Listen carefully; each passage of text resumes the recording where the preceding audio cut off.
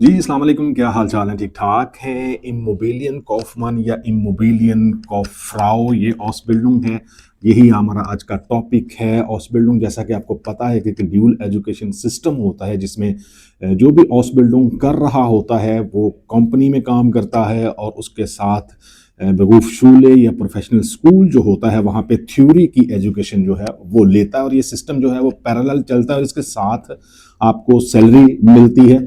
Salary जो है वो डिफरेंट हाउस बिल्डिंग की डिफरेंट हो सकती है, लेकिन इसके बारे में हम आगे चल के जो है वो बात करेंगे कि कितनी सैलरी जो है वो आप इस हाउस बिल्डिंग में पहले साल में ले सकते हैं। यह हाउस बिल्डिंग जो है वो 3 साल की है।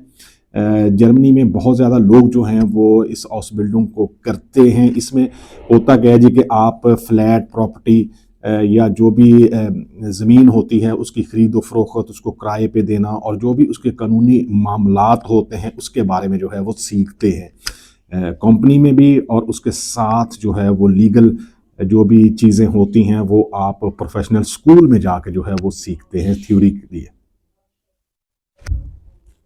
इस हाउस बिल्डिंग में क्या जो है वो सिखाया जाता है आपको, किराएदारों का जो इंतज़ाम होता है, मीट फवाल्टुंग उसको कहते हैं, वो आप सीखते हैं। घर या प्रॉपर्टी बेचना और किराए पर देना, इसके अलावा जो कॉन्ट्रैक्ट्स होते हैं उनको बनाना और जर्मन कवानीन के मुताबिक जो किराएदारी और प्रॉपर्टी कानून होते हैं वो आप सीखते हैं। अकाउंटिंग और फिनांस जो है वो आप सीखते हैं। मार्केटिंग और कस्टमर डीलिंग जो है वो ये मेन जो है वो एक सब्जेक्ट है इस हाउस बिल्डिंग का, जो आप इस हाउस बिल्डिंग के दौरान सीखते हैं। थ्योरी और प्रैक्टिकल दोनों में जो भी हाउस बिल्डिंग होती है उसमें थ्योरी और प्रैक्टिकल जो है वो ज़रूर होता है। इस हाउस बिल्डिंग का ड्यूरेशन जो है वो 3 साल का है। अगर आपके पास अच्छा बैकग्राउंड है, एजुकेशनल बैकग्राउंड है या पहले से कोई आपने इस फील्ड से रिलेटेड एजुकेशन ली है तो इस हाउस बिल्डिंग को आप 2 या 2.5 साल में भी जो है वो ख़त्म कर सकते हैं। रिक्वायरमेंट क्या क्या है? अक्सर कंपनी ये शर्त रखती हैं जी कि तालीमी काबिलियत जो है वो 12th तक जो है वो होनी चाहिए। बाज़ कंपनियां जो है वो कम तालीम वालों को भी मौका देती हैं अगर मोटिवेशन अच्छी हो। डिपेंड करता है कंपनी पे किस जगह पे जो है वो आप ये हाउस बिल्डिंग स्टार्ट करेंगे और डिफरेंट कंपनियां जो है वो डिफरेंट हिसाब से जो भी कैंडिडेट्स होते हैं उनके इंटरव्यू करती हैं, उनको जज करती हैं कि उनमें मोटिवेशन है या नहीं है, ऑलरेडी उनके पास एक्सपीरियंस है नहीं है। ये सारी चीज़ें जो हैं वो बहुत काउंट होती हैं किसी भी हाउस बिल्डिंग के लिए। सिर्फ इसी हाउस बिल्डिंग के लिए नहीं, अगर आपके पास ऑलरेडी एक्सपीरियंस है तो आपके चांसेस जो हैं वो बढ़ जाते हैं। अब इसके साथ जो है वो आपको लैंग्वेज लेवल जो है वो कहाँ तक चाहिए। नॉर्मली जो हाउस बिल्डिंग्स होती हैं उनकी मिनिमम रिक्वायरमेंट जो है वो B1 लेवल है। B1 जर्मन लेवल जो है वो आपके पास होना चाहिए, लेकिन अगर आपके पास B2 है तो आपके चांसेस जो हैं वो बढ़ते हैं। जैसे जैसे आप के पास और डिफरेंट स्किल्स होती हैं, जैसे आप कंप्यूटर के बारे में जो है वो जानते हैं, आपकी कम्युनिकेशन स्किल्स जो हैं वो अच्छी हैं, आप बात को जो है वो अच्छे से समझा सकते हैं। ये सारी चीज़ें जो हैं वो आपके पॉजिटिव पॉइंट होते हैं जो किसी भी हाउस बिल्डिंग को लेने में, सर्च करने में आपकी बहुत ज़्यादा जो है वो हेल्प कर सकते हैं।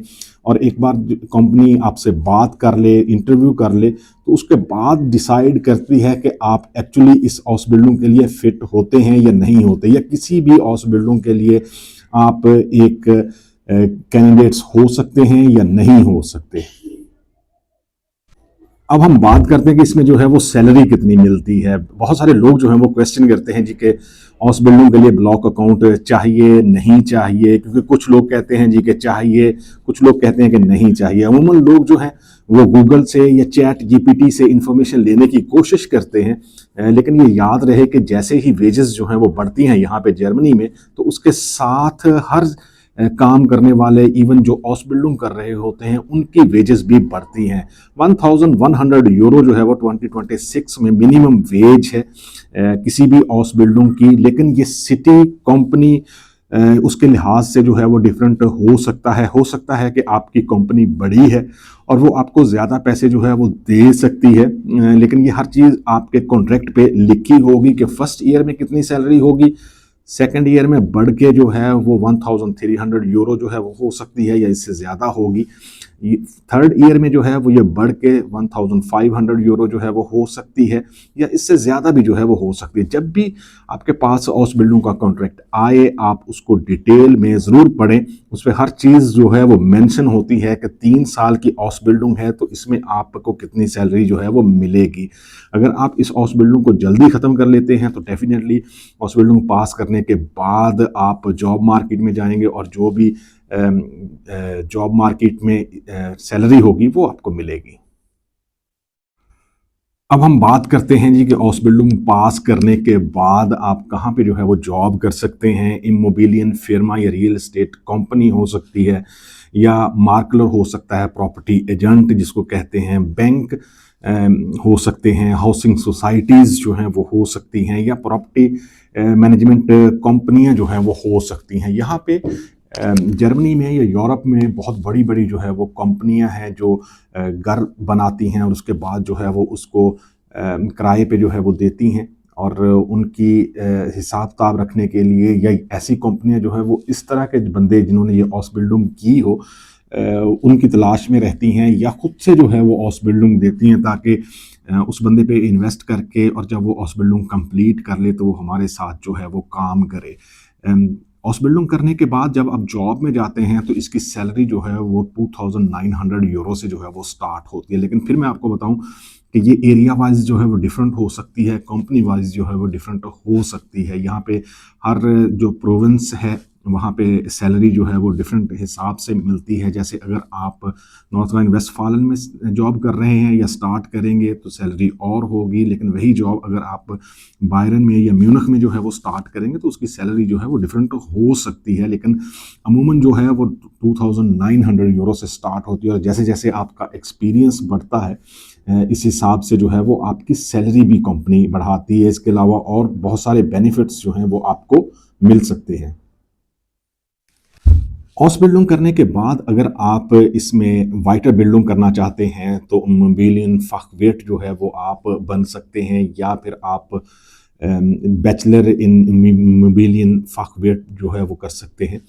दोनों जो है वो आप कर सकते हैं। अगर आप यहाँ पे हैं जर्मनी में तो आपको ज़रूर करना चाहिए आगे बढ़ने के लिए। ये एक्चुअली एक पाथ होता है कि अगर आप जर्मनी में भी रहते हैं और सिर्फ हाउस बिल्डिंग करके बैठ गए हैं या चुप कर गए हैं तो आपको ये नहीं करना चाहिए। आपको आगे बढ़ना चाहिए, प्लानिंग करनी चाहिए, सोचना चाहिए।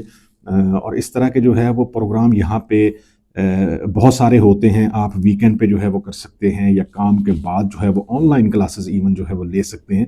ये सारी ऑप्शंस जो हैं वो यहाँ पे अवेलेबल होती हैं अगर आप करना चाहें, और ये ज़रूरी भी है कि ज़रूर करना चाहिए।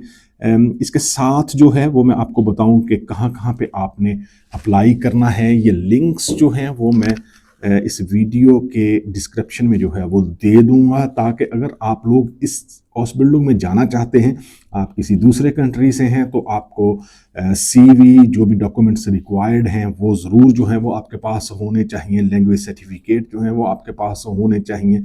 लिंक्स जो हैं वो मैं वीडियो की डिस्क्रिप्शन में दे दूंगा ताकि आप लोग डायरेक्ट जो है वो अप्लाई कर सकें। सेल्फ पे अप्लाई करेंगे तो यकीनन इसका कोई ख़र्चा नहीं है। जो भी आपने इंटरनेट यूज़ करना है या अगर आपको कॉन्ट्रैक्ट मिलता है तो जो वीज़ा फ़ीस होगी उसके अलावा कोई चार्जेस नहीं होते। लेकिन किसी कंसल्टेंट के पास जाएंगे इस हाउस बिल्डिंग के लिए तो पहली बात तो ये है कि ये मुश्किल है कि किसी कंसल्टेंट के पास ऐसी हाउस बिल्डिंग हो। लेकिन डायरेक्ट अप्लाई करेंगे तो बहुत ज़्यादा चांसेस होते हैं कि कंपनी आपको अप्रूव दे और आप यहाँ पे आके जर्मनी में हाउस बिल्डिंग स्टार्ट करें। लिंक आप डिस्क्रिप्शन में ले सकते हैं और इसके अलावा अगर आपको कोई इन्फॉर्मेशन चाहिए हो तो आप कमेंट बॉक्स में जो है वो लिख सकते हैं। आपको इन्फॉर्मेशन जो है वो देने की मैं कोशिश करूँगा और यही इस चैनल का या वीडियो का मकसद होता है कि आप लोगों के पास सही इन्फॉर्मेशन हो। अगर आपके पास सही इन्फॉर्मेशन नहीं होगी तो जो भी आप फैसला करेंगे डेफिनेटली उसके पॉजिटिव इम्पैक्ट जो है वो नहीं होंगे। और जब आप नेगेटिव वे या नेगेटिव इन्फॉर्मेशन के साथ कोई फैसला करेंगे तो उसके यकीनन नुकसान जो हैं वो आपको भुगतने पड़ेंगे। ये थी हमारी आज की वीडियो को लाइक, शेयर और सब्सक्राइब ज़रूर करें। मिलेंगे किसी दूसरी वीडियो में। दुआओं में ज़रूर याद रखें। अल्लाह हाफिज़।